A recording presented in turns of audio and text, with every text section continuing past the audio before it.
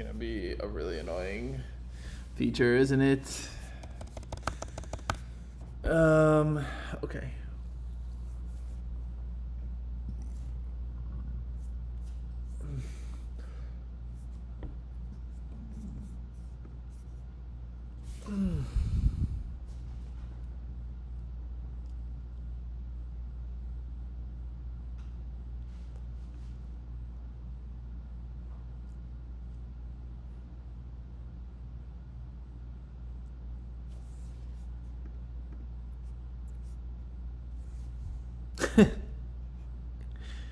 All right.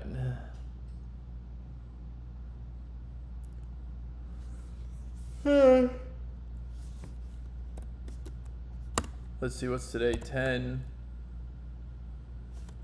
How did I do it up here? 8.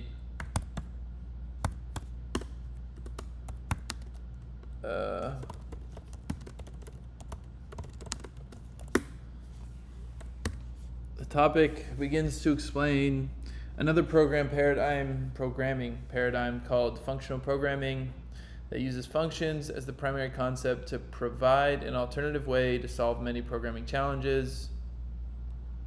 Like methods, functions are used to decompose code into smaller pieces. However, unlike methods, functions can also behave like regular Java objects.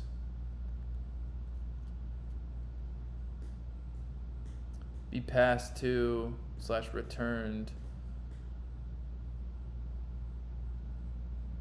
Okay. Of course, it is possible to explain the whole paradigm. So there will be a lot of engaging topics. The first concept we will learn is lambda expressions, which is the closest one to the standard Java methods. Let's take a look. Lambda expressions. Lambda expressions. By a lambda expression, or just a lambda, we mean a function that isn't bound to its name, an anonymous function, but can be assigned to a variable.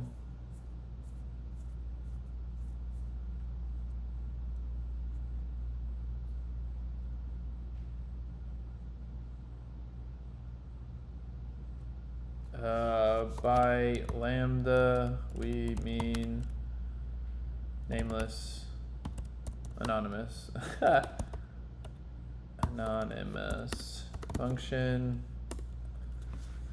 The most general form of a lambda expression looks like this: parameters, body. Okay, so arrow functions, just a little bit different syntax. Here, the part before that is the list of parameters, like in methods, and the part after that is the body that can return a value, the brackets required for multi-line lambda expressions. Oh, I've done this before, like when I passed a lambda to a filter function. I just didn't know that's what it was called. Cool. Sometimes lambdas don't have parameters or return values, or even both. Even if a lambda doesn't have a value to return, it has a body that does some useful actions, example prints or saves something. You will encounter practical examples with such lambdas in the following topics. Another important thing, like a regular Java object, a lambda expression always has a special type. There are a lot of types presented in Java.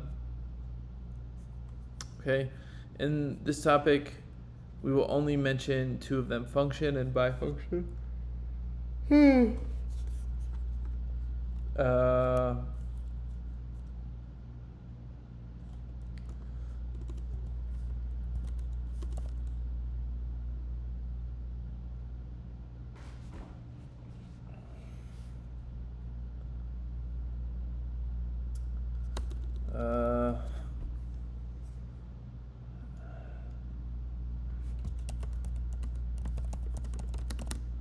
Special type, start with function and by function. You don't need to find and remember all possible types of lambda expressions at once. You will gradually do this as you learn. Let's consider a single line lambda expression that just checks whether the first number is divisible by the second one. Bifunction. What makes it a bifunction? Binary function. True or false, maybe? No, that would be stupid. Why is it called bifunction? The expression has the type bifunction, which means that it takes two integer values and returns a Boolean. There are lots of ways to write lambda expressions. Let's consider more. So function, integer, if it only has one argument, wow, it's literally the same in JavaScript with the type. Wow, they just ripped it, huh? Okay.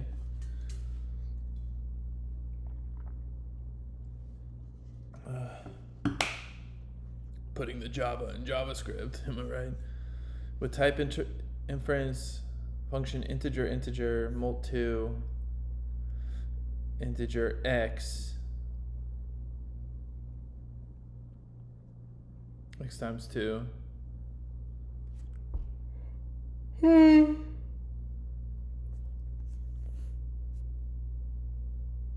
still don't know what the difference between a bifunction and a function are. Once a lambda expression is created, it can be used in other places of your program, like a regular Java object. You can invoke the body of an expression using special methods like apply as many times as you need. The name of the method depends on the type of the lambda expression. So we can invoke a lambda expression like a regular method passing arguments.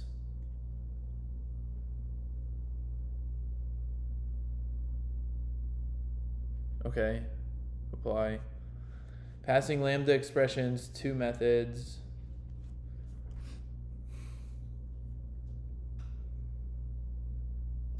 One of the most popular cases is to pass a lambda expression to a method and then call it there.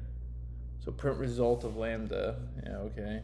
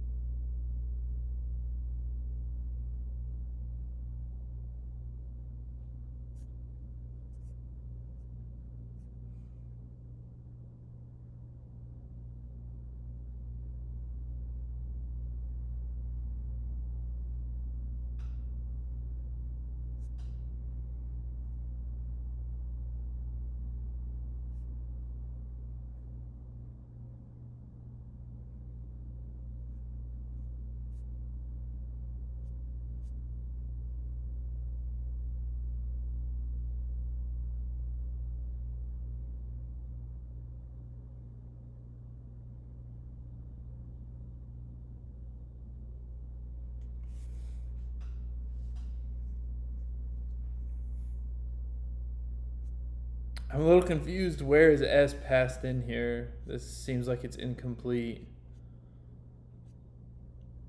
Oh my god, they're introducing closures? What? Wow. Bro, I feel for anyone who has never learned to program before and like this is the lesson they get on introducing closures.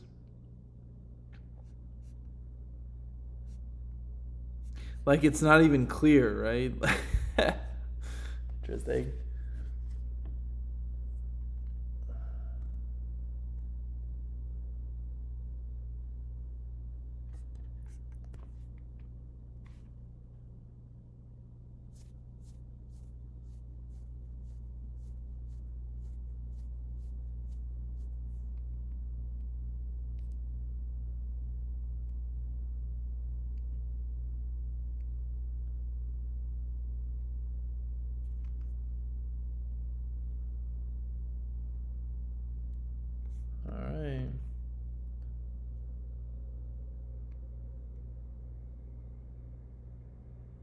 there are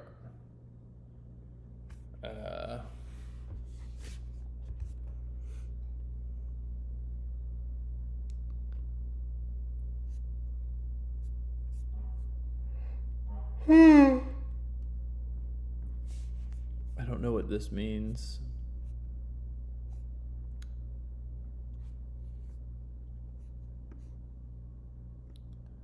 This would be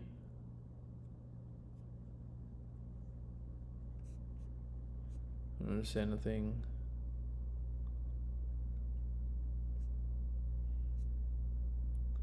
This would be a closure. This is also technically a closure. This is also 1, 2, 3. Select one option from the list. There are some parts of the code with closures. I don't know what you're talking about.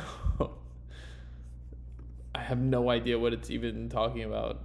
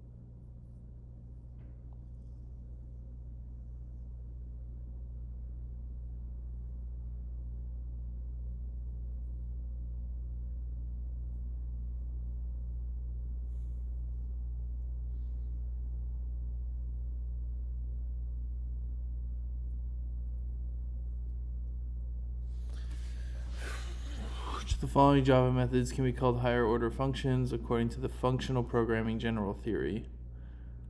Higher order functions. Did they even talk about this?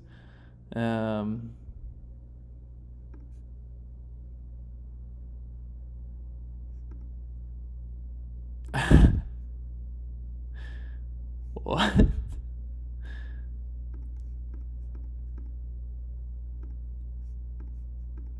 Oh no, it's multi-select? Fuck.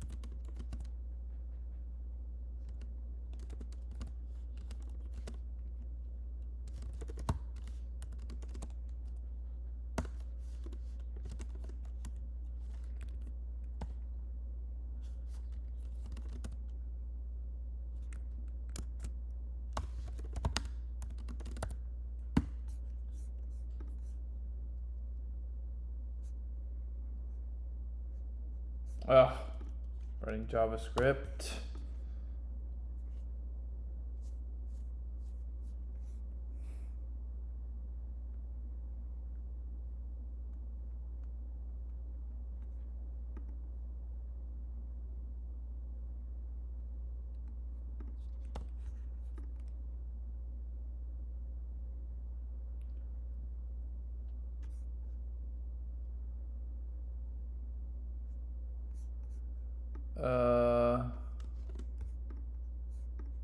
Try that again.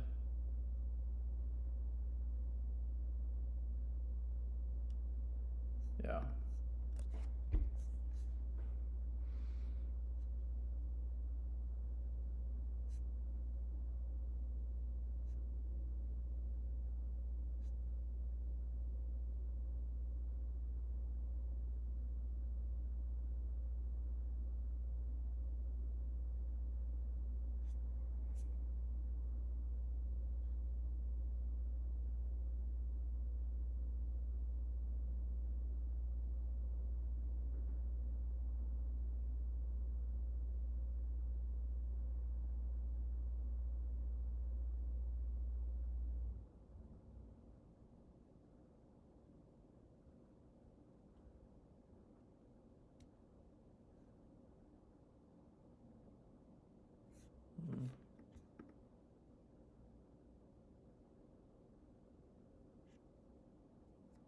I don't understand the product.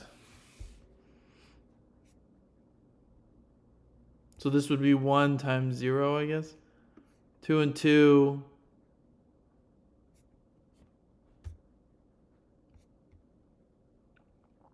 1 and 4. How do we get 24, huh?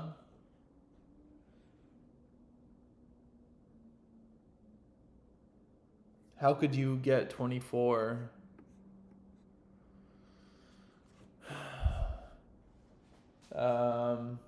The product of all numbers in this range. So 4 times 3 times 2 times 1. I got it.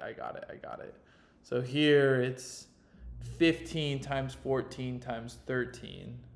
Oh, so there's actually a trick to this, which A comma B, there's a trick here that I think I just know because I've done this problem in some fashion before.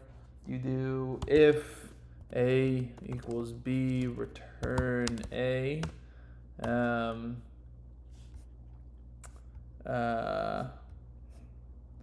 If A equals 0 or B equals 0, return 0. Okay. And then you do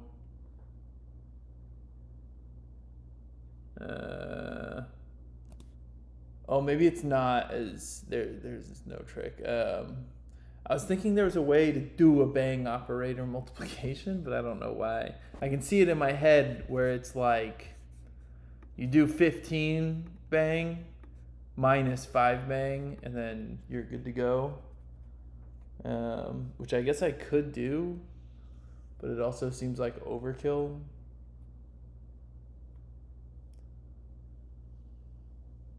Extra operations. So let's just do let product equal int product equal 0. No, let's do 1 for int I equals a. While I is less than or equal to b, and I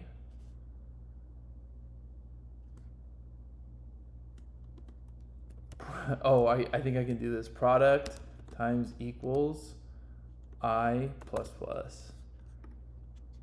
Boom. And then return product. I think I can do this.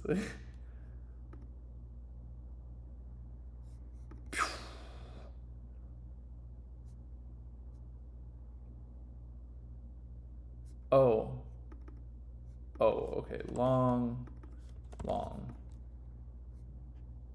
Got it. You think it's gonna work? Do I actually know what I'm talking about with this no body? Whoop, whoop. Nice.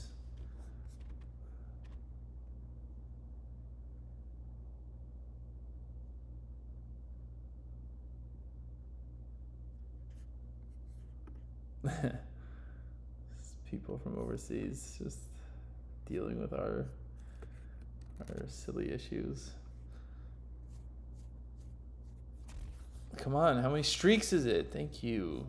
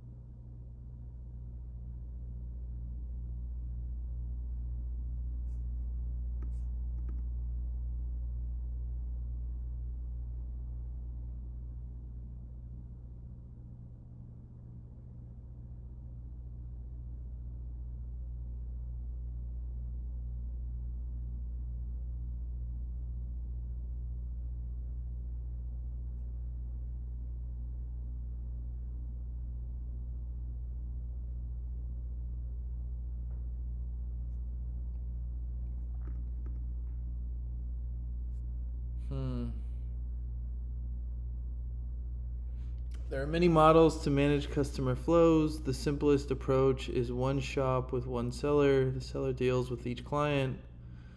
The beginning of each sale and performs the roles store keeper to cashier.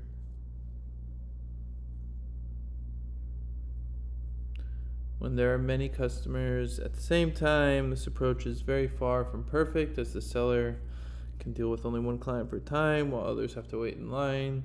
They serve each client separately, one by one, which means starting to serve the next client only after finishing with the current. We named this type of action a synchronous one. Synchronous workflows are very common. Most of the activities should go synchronously if their goal is to achieve some specific results. The number of examples is enormous. Scenes in a movie movie, car assembling, words in a sentence, cooking, you name it. Asynchronous workflow. Let's imagine our old shop becomes fancier. This is a pizza shop now. After the first client has ordered their pizza, they need to wait for it to be cooked. At this point, the seller leaves. And now the second one can make their order, then third, and so on.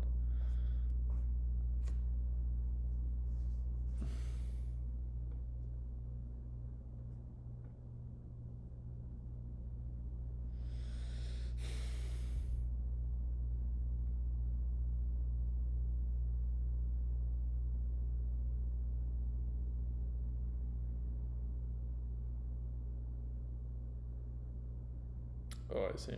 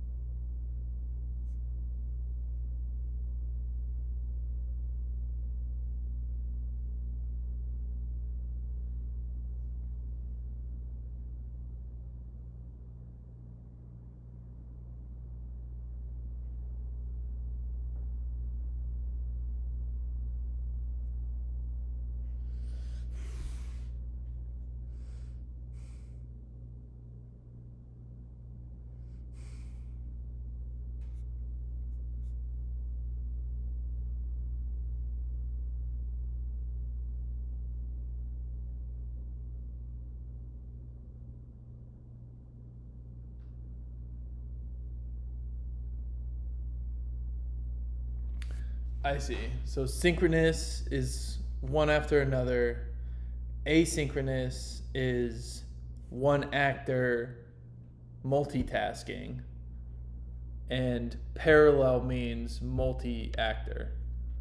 Interesting. Okay. Oh.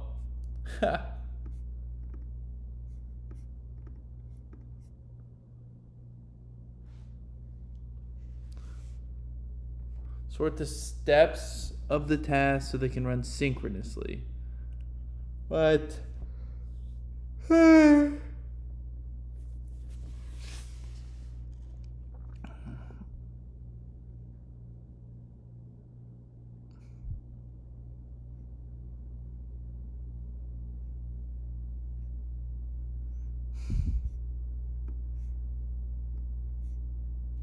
Wait, does it tell me the step number?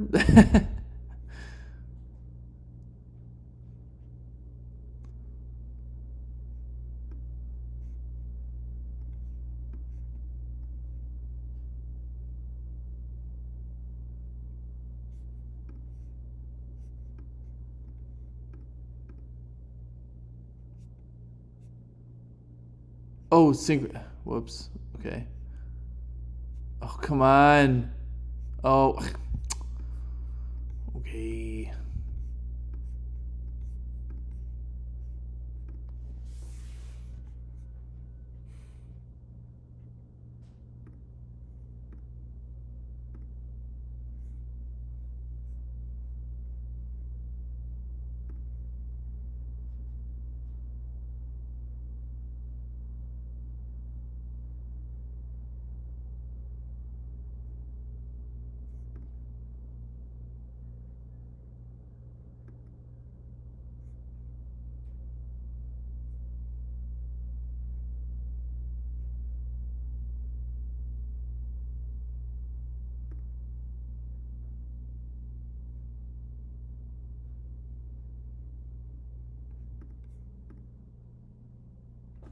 Bro, what do you want?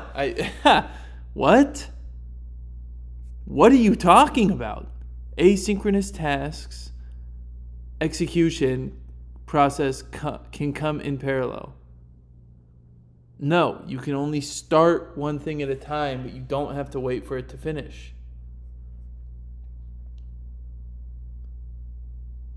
Can come in parallel. Like, I don't know what that means here. I really don't.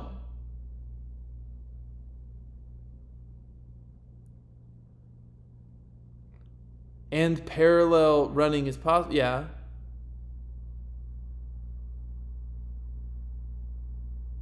the fuck is this thing talking about, dude? A synchronous task block. Yeah. Asynchronous tasks can't run one by one. I mean, they technically can. They don't have to overlap each other. You can start an asynchronous task and wait for it to finish and start another. Like, this is stupid. It's a bad question. I don't know. This is way too vague. I don't know.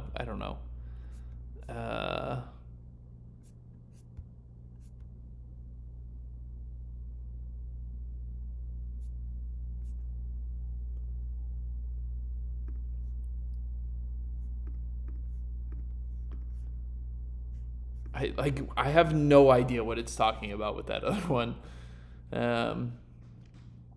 Check the boxes with the right ones. Executors blocks the execution until finished.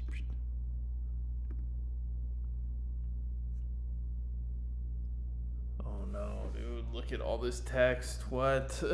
Who wrote this? Consider a server application that handles multiple client requests. In the context of multi-threading and multiprocessing in operating systems, what would be the differences between handling these requests synchronously and asynchronously? In asynchronous processing, the server places incoming requests into a buffer, and signals are used to start processing them. In synchronous processing, requests are processed immediately as they come in and no signals are required. That could be true. In synchronous processing, why do you have to do it like this? In synchronous processing, the server handles one request at a time, blocking all others until it is fully processed, while asynchronous processing, multiple requests can be processed at the same time without blocking. In synchronous, dude, what am I reading? Oh my god. In synchronous processing, the server can handle multiple requests in parallel. No. In synchronous processing, the signals are used to indicate no. Just like a fucking book to get through that question. What is going on? Tell the story. Synchronous. Iron your shirt and wash your clothes parallel.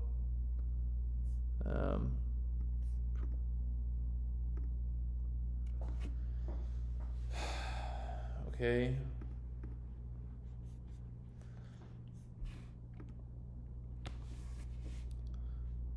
No way, dude. Are they gonna explain the same thing again? um,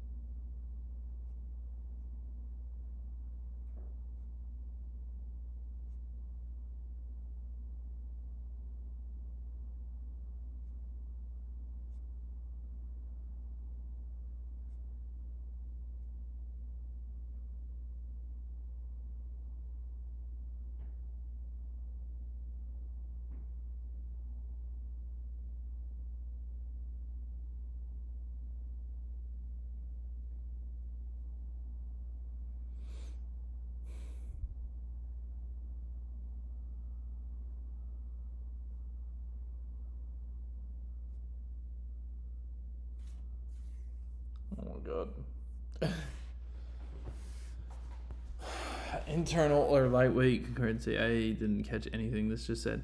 In some cases, workers' threads can perform multiple roles with the same pizza shop process. For instance, a worker might serve. This kind of concurrency isn't about multiple workers doing tasks simultaneously, but about a single worker switching between roles efficiently.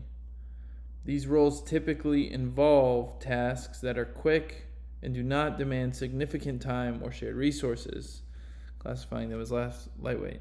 If tasks are lightweight and require minimal shared resources except the executor's time and attention, there is no need to run them in separate threads.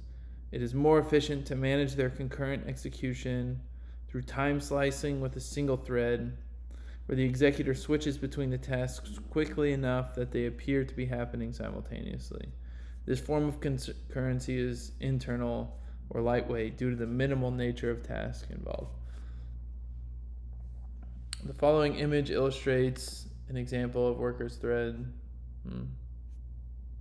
Can you signify if you want that?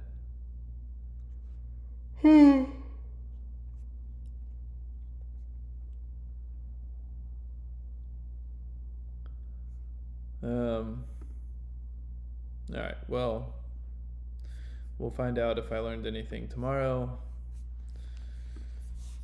Nice work, team.